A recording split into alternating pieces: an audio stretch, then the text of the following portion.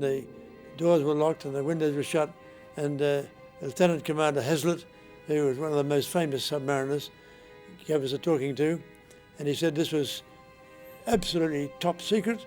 Everybody were building 6 30-ton submarines with which to cripple the battleship Tirpitz, and secrecy is most important, otherwise we won't succeed.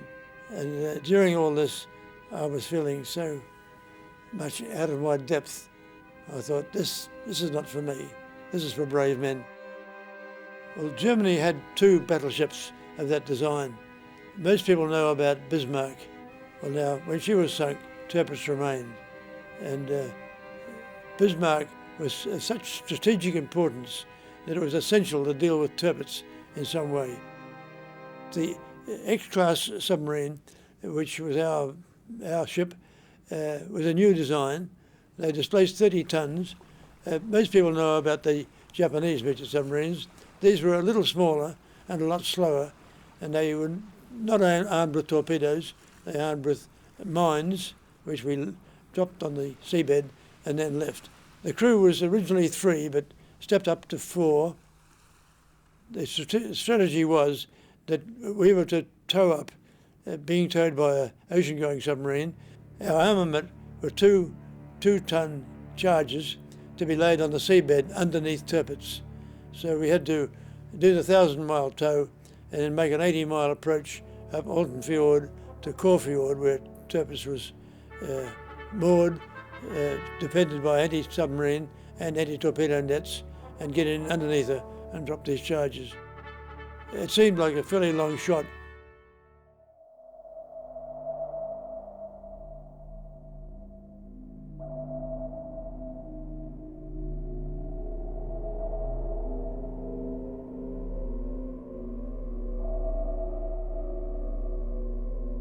When it came to cutting nets, a lot of them lost consciousness on the net, but one diver died.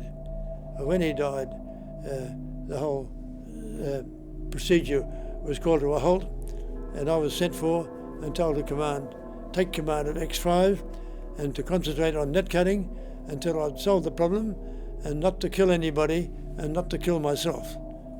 So I did that. I do take some pride in that, because it was about the one thing that I did during the whole of the war that was useful.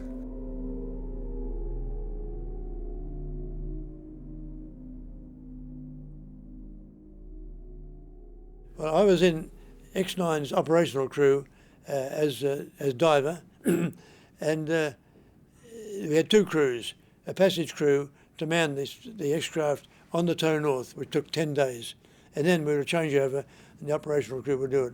As soon as we'd entered the Arctic, X9 just broke a tow. That's all we knew. The submarine stopped and the crew went aft to see what the condition of tow was, and they started to get the tow in, and because the submarine was pitching in the swell, the tow got wrapped around the port propeller. So the captain said, "All right, Shean, you're the diver, over the side and clear it." Well, my diving suits were an X9 and she was lost.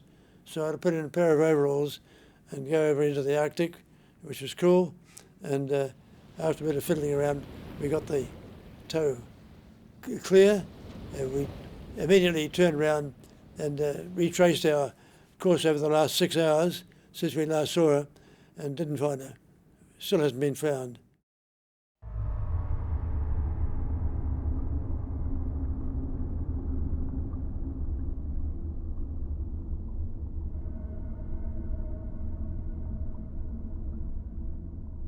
X6 and X7 didn't make their attack, but X6 had a lot of defects, realised he couldn't get out again. He went in on the surface, laid his charges under Tirpitz and scuttled himself alongside Tirpitz and was taken prisoner with his crew. X7 managed to get underneath the anti-torpedo nets, placed his charges and on the way out was caught in the nets when his charges detonated. The only other one was X5 that was sunk with gunfire. Tirpitz was damaged by 4 explosive charges. That's 8 tons of explosive altogether. She was no longer a battleship. Churchill described dealing with Tirpitz as the most important target in the war at sea at that time.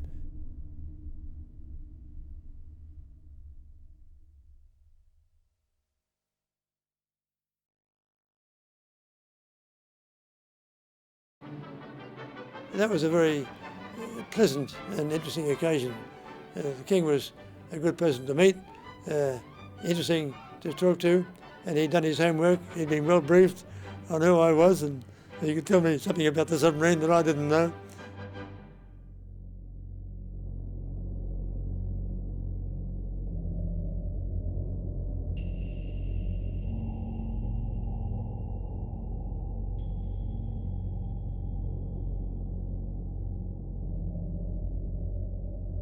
What we want is the cables cut that link Tokyo with Singapore, because we are going to occupy Singapore, and it'll be a help to us if the Japanese were not able to use cables, which are secure, but had to use radio, which can be intercepted. And so they said, "Can your outfit cut cables?" He said, "Yes, we certainly can." So they said, "All right, well, go ahead and do it." So he returned to the ship, which was in, I think we were in Brisbane at the time, and we headed north, and he called a meeting of all the COs, which there were 6, and he said, "You boys have got to learn all about how to cut cables." And he brought an engineer with him from Cable and Wireless Limited. But we got to work, and we worked that out.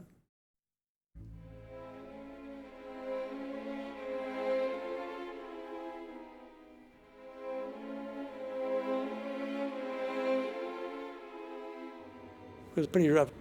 The waves were breaking over the submarine, and I had to go below to clean my binoculars every now and then. And I was coming up one time, I came up through the hatch and shut the hatch, and the wave broke over, and I was swimming in the South China Sea. And fortunately, we made a safe practice of always reducing to minimum speed on engine before going up or coming down. So I was able to swim after the submarine and catch it. I caught it by the rudder and got aboard again, which was a very happy event, because if I had missed a submarine, I'd have swum ashore, and when the Japanese found me, I'd have lost my head, and I didn't want to do that. We found the cables with a bit of luck and a bit of navigation, and Ken Briggs, an Australian, he did the first one, did a very good job, in water deeper than he should have been in, and he brought back a piece of cable. The first cable went from Saigon to Singapore, and the other one went up to Tokyo. We found the second cable, and Adam Burgess, a Scotsman, he cut this cable, did it very well, and brought back a piece of it. So that was the job done.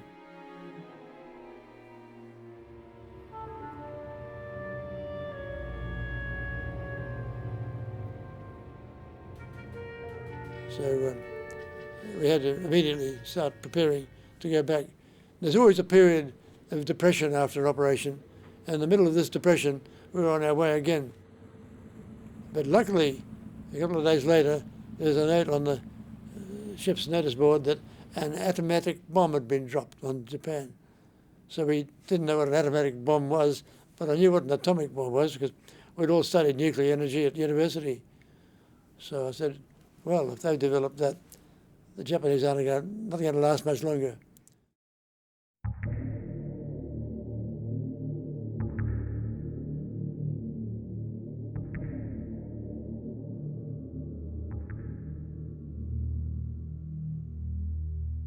And we already had the Japanese decodes, and so he would know straight away that the Japanese did not intend to surrender, which we know now they didn't. These signals just confirmed what we later knew.